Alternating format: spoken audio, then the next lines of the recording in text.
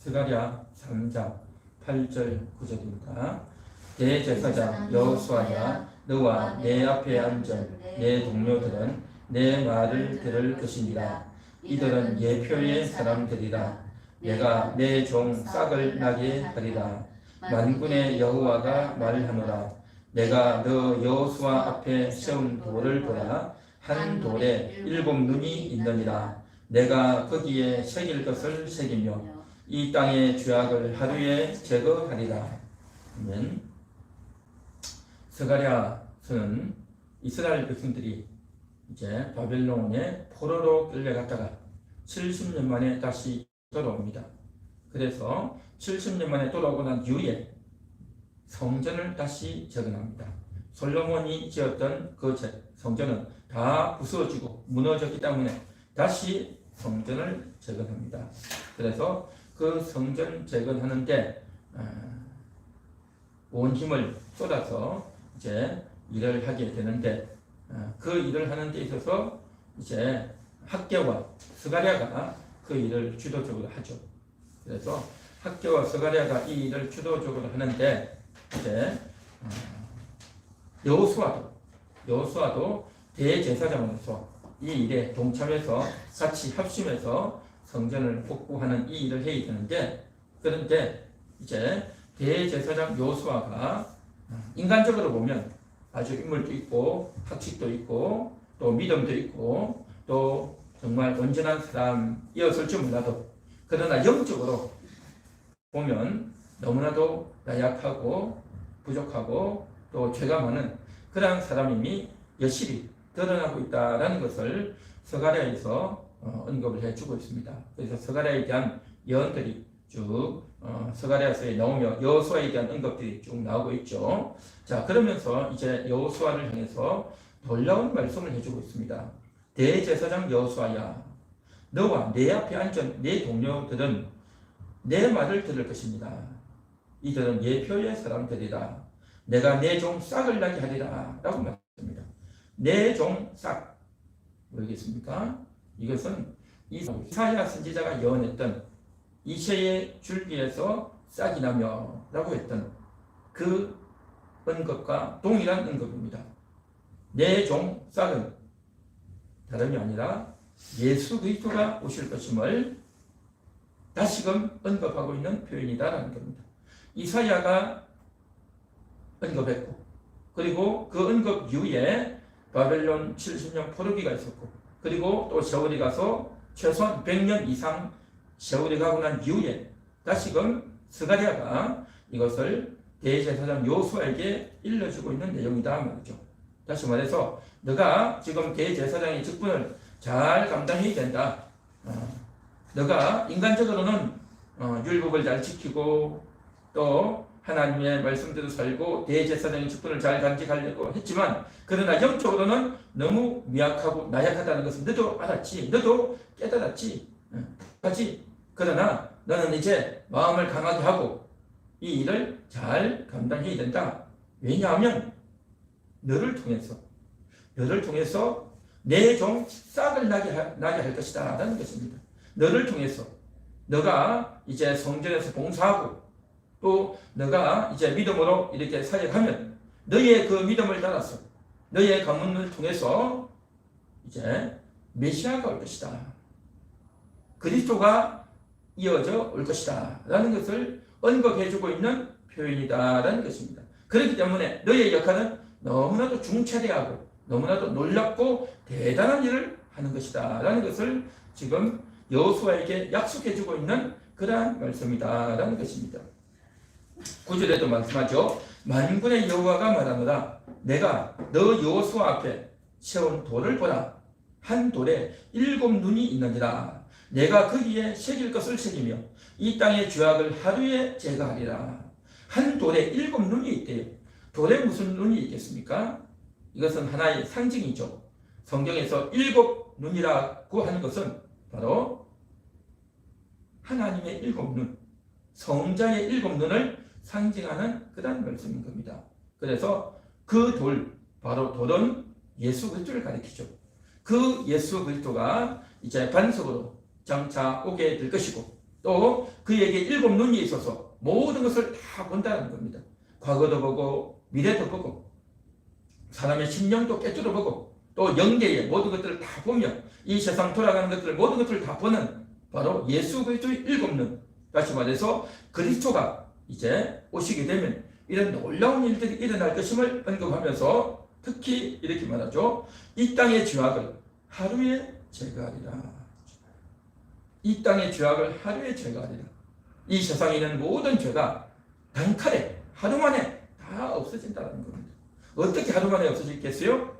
예수님이 십자가 지심으로 말미암아 예수님이 이제 십자가에 지고 죽으시고 난 이후에 3일 동안에 일어난 그 일 중에서 바로 하루 만에 예수님께서 영으로 이제 무덤에 들어가셔서 구약의 모든 영혼들을 택한 영혼들을 다 건지고 또 하나님께 대적했던 그 영혼들을 다 심판하는 그러한 대단한 일들을 한꺼번에 한다는 겁니다. 하루 만에 다 한다는 거죠. 그래서 이 모든 일들을 하루 만에 다 제거한다는 겁니다. 그 일은 바로 그리스도께서 오셔서 할 일이다라는 것을 지금 언급을 하고 있는 말씀이란 말이죠. 다시 말해서 예수 그리스도께서는 대제사장 여호수아를 통해서 오시는 것이고 또 대제사장 여호수아의 이 사역이 중요한 것은 앞으로 예수 그리스도가 오는 이 일에 그가 예표가 되고 또 그가 자기 역할을 잘 감당함을 통해서 이제 주님이 오시는 통로가 된다라는 것을 언급하고 그에게 복을 주고 있는 내용이다라는 것입니다. 예수님은 오셨습니다. 성탄을 통해서 오셨습니다. 2000년 전에 이 세상에 오셨지만 그 성탄을 통해서 오셨던 그 주님은 바로 대제사장으로 오실 것을 예고했던 대제사장 여호수아를 통해서 예고했던 그 내용대로 예수님은 오신 줄 믿습니다. 예수님은 다윗의 열쇠를 가지고 이 땅에 오신 그러한 주님이시지만 또한 그 주님은 대제사장으로 오셨다라는 것을 우리가 이 본문을 통해서 분명히 알 수 있다는 것입니다. 그렇게 대제사장으로 오셨던 그 주님께서 이제 사도행전 2장 20절에서 이렇게 언급되어 있습니다. 주의 크고 영화로운 날이 이르기 전에 해가 변하여 어두워지고 달이 변하여 피가 되리라. 누구든지 주의 이름을 부르는 자는 구원을 받으리라. 그랬죠. 누구든지 주의 이름을 부르는 자는 구원을 받을 수 있도록 이 놀라운 일이 있었다는 겁니다. 크고 영화로운 날이 이르기 전에 해가 변하여 어두워지는 그 일, 그것은 바로 십자가 때 일어났던 일인 겁니다. 십자가에서 죽으시는 바로 그날에 해가 어두워졌죠. 달도 변했던 거죠.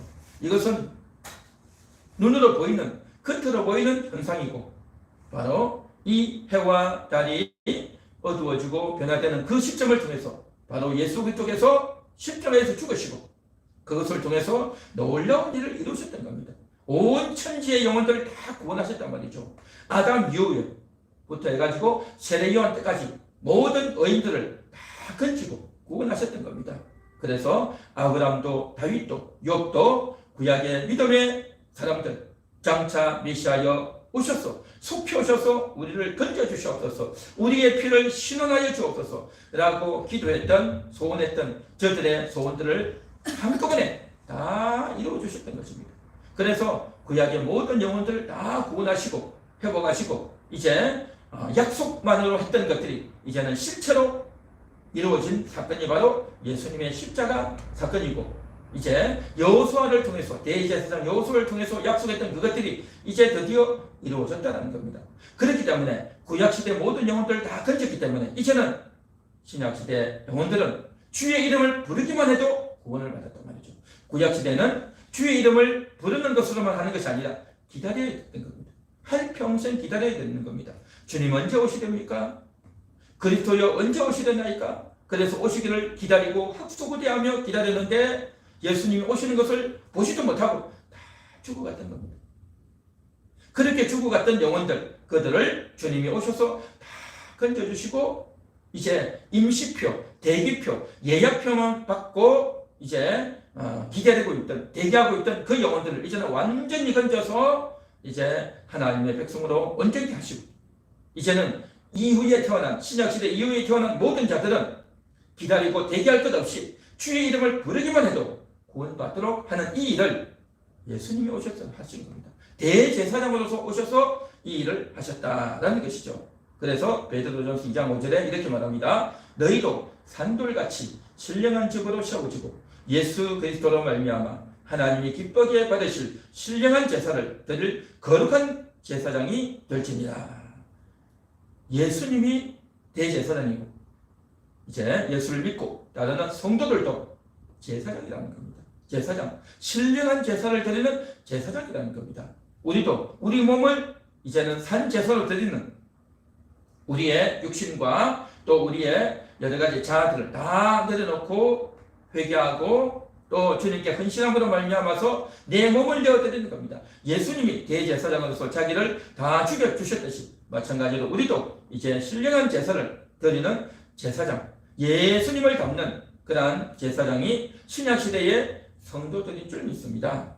할렐루야. 그래서 이 대제사장으로 오신 예수님을 우리가 잘 인식해야 될 줄 믿습니다. 여태까지는 우리가 예수님이 그냥 우리를 위해서 죽어주셨구나, 우리를 사랑해 주셨다라고만 알았지만 이제는 조금 더 우리가 깊숙이 들어가서 예수님은 대제사장이다, 대제사장으로서 예수님은 그리스도시다 라는 것을 이야기하는 겁니다.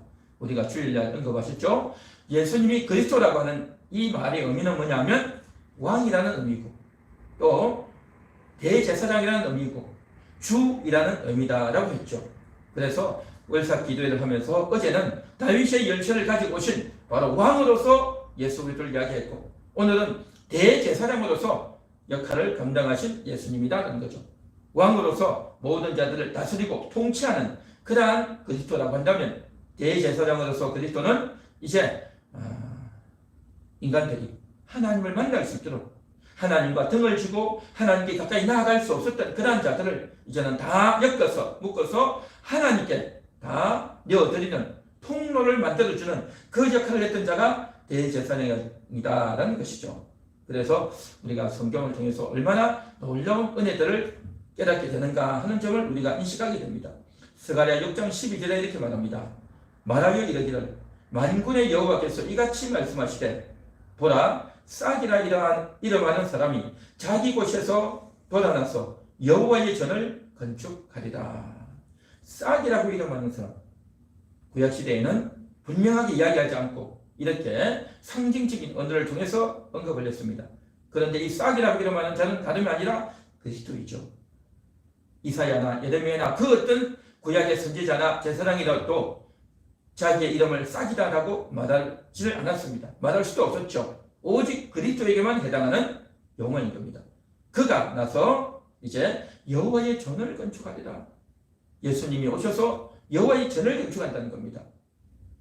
여호와의 전은 하나님의 성전은요 솔로몬 시대 때 솔로몬이 건축했고 또 학개와 스가랴 선지자가 이제 두 번째 성전을 했고 성전을 건축했고 그 다음에 세 번째 성전은 헤롯이 예수님 오시기 전에 만들었던 그 세 번의 성전이 있었죠. 그런데 싹이 오셔서 성전을 건축한다는 말은 무슨 말이겠습니까? 예수님은 성전 건축한 적이 없죠. 눈에 보이는 건물 건축한 적이 없습니다. 여기서 말하는 여호와의 전은 눈에 보이는 건물 성전이 아니고 심령 성전을 말씀하시는 것이다 라는 겁니다.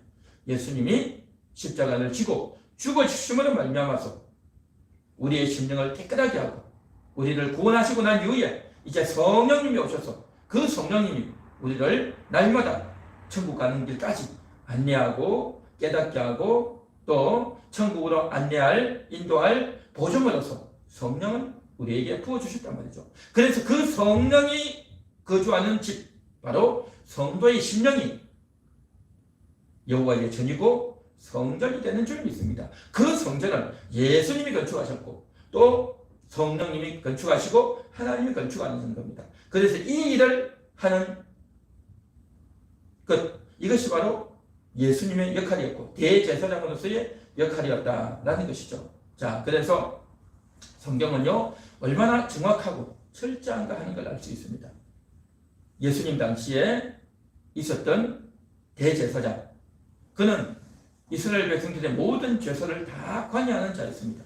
그래서 제사장들을 지휘하고 또 레위인들을 지휘해서 모든 제사를 유월절, 맥추절, 또 수장절 해서 3대 절기뿐만 아니라 또 여러 가지 절기를 합쳐서 7대 절기가 있고, 또 매일 드리는 아침 저녁으로 드리는 번제가 있고, 또 이제 성전에 나오는 사람들이 늘 기도할 수 있도록 하고, 그러니까 이 모든 일들을 다 이루어져 갈 수 있도록 시스템화해서 이루어져 갈 수 있도록 그 일을 다 주관하는 자가 대제사장이었던 겁니다.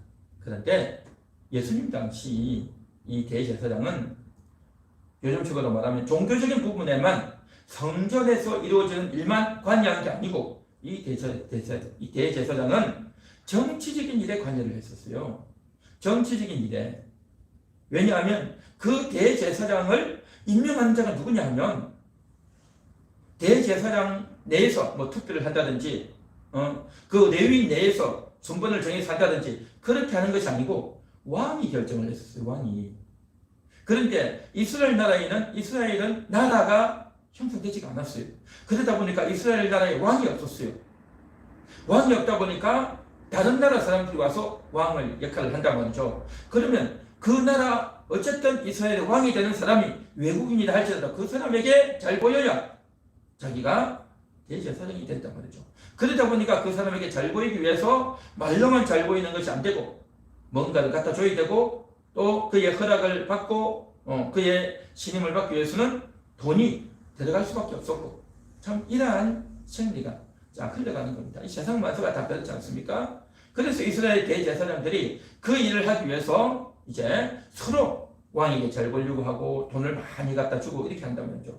그랬는데 안나스라고 하는 사람이 돈을 많이 주고 이제 제사장이 됐어요. 그렇게 제사장이 됐는데 나중에 로마의 총독이 바뀌어버리는 겁니다. 로마의 총독이 바뀌어서 본디오 빌라도라고 하는 사람이 총독이 돼서 와버려요. 그러다 보니까 새로 또 임명하는 겁니다. 새로 이스라엘 나라의 제사장을 임명해요. 그래서 뽑힌 사람이 안나스예요. 물론 그전에는 다른 사람이었겠죠. 그래서 안나스가 대제사장으로 있었는데 이 사람은 돈 주고 제사장이 됐다 보니까 자기가 공식적인 제사장이지만 실제적인 제사를 관여하고 하는 데는 뭔가가 서먹서먹하고 사람들에게 인정을 못 받는 겁니다. 왜냐하면 자기는 레위인도 아니고 또 이러한 부분에서 전문가도 없고 아니고 또 실제적으로 일을 하는 사람들 레위인들이 이 일을 하는데 레위인들에게도 인정받지 못하고 그러니까 참 힘들죠. 정치적으로만 제사장이지 실질적인 전사장이 안 된단 말이죠. 그래서 이제 어떻게 하느냐, 자기의 자식들을 제사장으로 많이 세우고요. 그래서 자기 자식들을 대제사장이다 라고 불렸던 겁니다. 그런데 자기 자식들뿐만 아니라 자기 사위가 이제 어떻게 하느냐면 몰래 돈을 주고 또 이제 뒤로 돈을 주고 제사장이 또 되는 겁니다. 참 이런 일들이 벌어졌어요. 그러다 보니까 제사장이 여러 명, 대제사장이 여러 명이 있는 겁니다. 안나스의 여러 명의 아들들과 사위까지 다 대제사장인 겁니다. 그런데 그 중에 돈을 제일 많이 주고 인정받은 사람이 가야바였어요. 가야바. 그래서 성경에 보면 대제사장들과라는 말이 나오는데 바로 거기서 나오는 거죠. 그래서 이런 대제사장들이 다 한마디로 말하면 부패했고 썩어 있었던 겁니다. 왜 돈을 주겠습니까? 이 대제사장이 대단하기 때문에 자기가 얻는 수익이 이권이 너무 많기 때문에 거기에 다 눈이 묻어 있었던 겁니다. 그러니까 이게 정말 깨끗하지도 않았고 하나님이 기뻐하지도 않았고 또 백성들이 이제 인정하기도 쉽지 않은 그러한 자들이었습니다. 그러한 상태에 예수님이 오셔서 예수님은 진짜 대제사장이 누구냐, 진짜 오리지널 대제사장이 누구냐 하고 다 안타까워하고 다 사람들이 지지를 받지 못하고 있는 그러한 상황 가운데서 이제 복음이 증거되어지고 예수님이 십자가에 죽고 다시 부활하심으로 말미암아서 제자들에 의해서 복음이 재해석되면서 예수님이야말로 진짜 대제사장이다 라는 말씀이 선포되어진 겁니다. 물론 그때까지도 자기들 나름대로 대제사장 뽑고 다 했죠. 복음이 증거되어지고 초대교회가 세워져도 유대인들은 자기들끼리 대제사장을 세웠죠. 그러나 복음을 믿는 유대인 12제자들, 12사도들, 예수 믿는 교회를 세우는 그런 사람들은요, 이 유대인들의 대제사장을 인정하지 않고 예수님이 대제사장입니다 라는 것들을 인정했고 믿었고 나아갔단 말이죠. 그래서 그 언급에 의해서 이제 유대인들은 예수님 인정 안 하죠. 아직도 인정 안 하죠. 그러나 예수를 믿는 유대인들은 예수님이 대제사장입니다. 예수님이 진정한 왕입니다. 예수님이 진정한 선지자입니다. 라고 고백하고 우리가 그렇게 믿음으로 나아가는 거죠. 그래서 오늘 이 시간 정말 진정한 대제사장 되신 그 예수님이 우리를 제사장 삼고 예수님이 했던 그 일을 우리도 감당하라고 우리를 불러주시는 줄 믿습니다.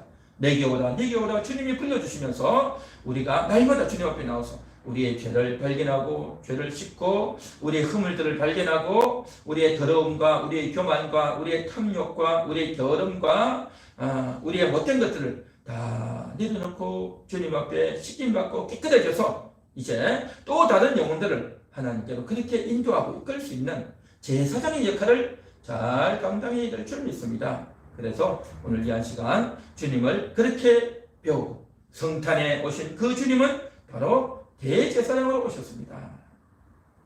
구약에 약속하셨던 대제사장이셨습니다. 그분이 오셔서 우리를 제사장 삼아주셨습니다. 우리는 만인 제사장입니다. 라는 그러한 인식과 믿음으로 오늘도 주님 앞에서 대제사장 앞에서 우리가 정결함을 얻고 신령한 산제사를 드리고 또 다른 영혼들을 용서하고 품어주고 사랑하고 또 섬겨주는 그러한 우리의 인생과 섬김이 되어야 할 줄로 믿습니다. 우리 찬양하고 기도하겠습니다.